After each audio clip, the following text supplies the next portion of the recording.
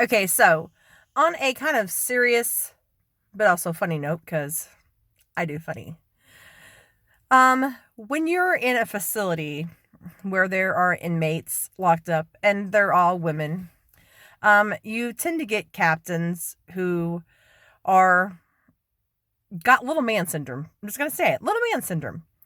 And so at this one facility, we got a new captain. They got a new captain back in the day, and this captain was very not polite and rude, and something about him just seemed off.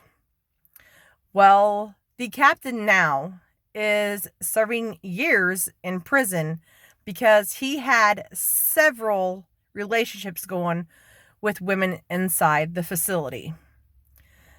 When you're incarcerated for a very length long time, like, you're vulnerable, especially in that area. You're surrounded by women 24/7.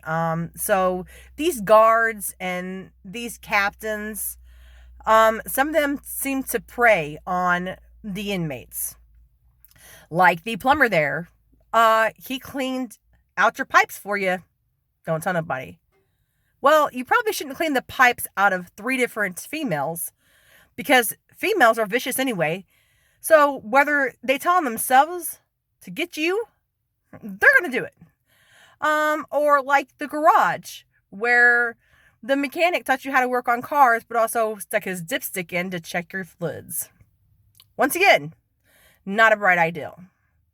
I don't know if some of you knew it or not, but some of the highest rape percentages come from prisons because it's not consensual.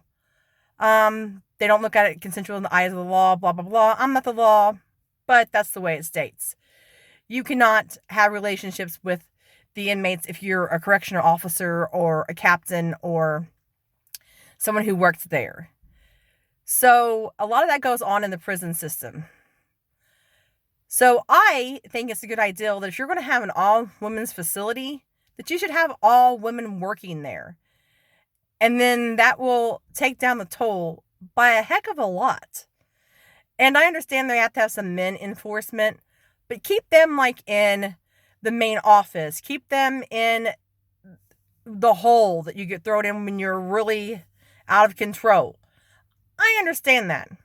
But don't put them in there walking amongst people every day and the females every day, flaunting around, knowing that there's preying on these girls. And there's a lot of pretty girls in there.